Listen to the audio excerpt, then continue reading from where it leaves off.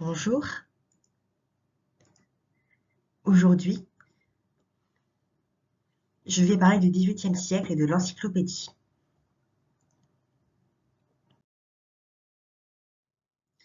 La bataille encyclopédique, 1751-1766. Il manquait à la France un dictionnaire moderne. En 1745, le libraire Le Breton eut l'idée de publier une traduction de la Cyclopædia de l'anglais Chambers, un dictionnaire doté de planches et d'articles sur les arts mécaniques. Il confia l'entreprise à Diderot. Le premier volume, 1751. Plein d'enthousiasme, Diderot élargit le projet. Au lieu d'être une simple traduction, l'encyclopédie fera le point des connaissances contemporaines. Ce sera une œuvre de progrès, dissipant les préjugés et accordant une large place aux arts mécaniques. Il s'assure, pour la partie scientifique, la collaboration de D'Alembert et recrute une équipe de spécialistes parmi les plus compétents. Lui-même se charge des besognes les plus diverses. Il écrit des articles, visite des ateliers pour établir la partie technique, classe les manuscrits, les soumet aux censeurs, corrige les épreuves.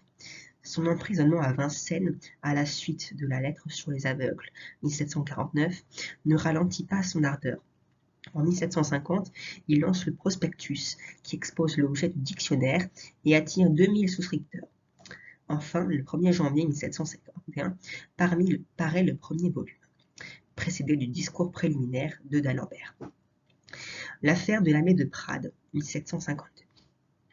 Applaudie par les philosophes, l'entreprise est aussitôt attaquée par les jésuites du journal de Trévoux.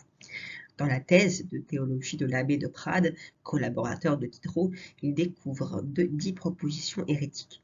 Ils la font condamner au feu, janvier 1750. Juste au même moment, il dénonce, dans le deuxième volume de l'encyclopédie qui vient de paraître, le scepticisme de l'article certitude, rédigé par Diderot et l'abbé de Prades. Aux protestations des jésuites se joignent celles des jansénistes, et l'affaire dégénère en offensive contre l'encyclopédie. Le Conseil d'État interdit la vente et la détention des 2 premiers tomes, février 1750. La protection de Malesherbes. 3 mois plus tard, la situation s'est améliorée grâce à la protection de Madame de Pompadour, ennemie des jésuites, et surtout à la politique libérale de Malesherbes, directeur de la librairie. Dès la première alerte, il avait accueilli chez lui, pour les mettre en sûreté, les manuscrits et les feuilles imprimées du 3e volume. Voulant assurer la publication de la suite, il s'efforce d'éliminer les articles trop retentissants.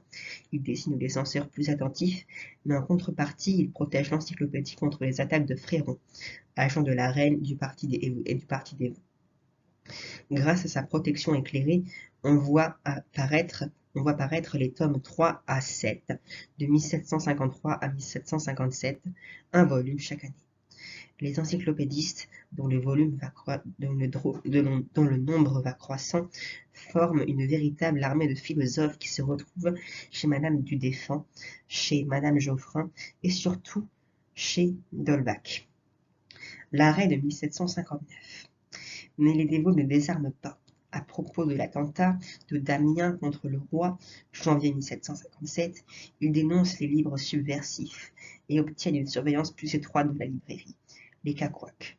Fréron et ses amis redoublent leur campagne de pamphlets, les petites lettres sur de grands philosophes de Palissot, les préjugés légitimes contre l'encyclopédie de Chaumeix, et surtout les cacouacs de Moreau. Sous ce nom mystérieux, ce dernier ridiculisait une dangereuse peuplade, pleine de séduction, mais acharnée contre la morale, la religion d'État. C'était, texte à l'appui, présenter l'encyclopédie comme l'œuvre d'un parti organisé et hostile au gouvernement. Merci d'avoir regardé.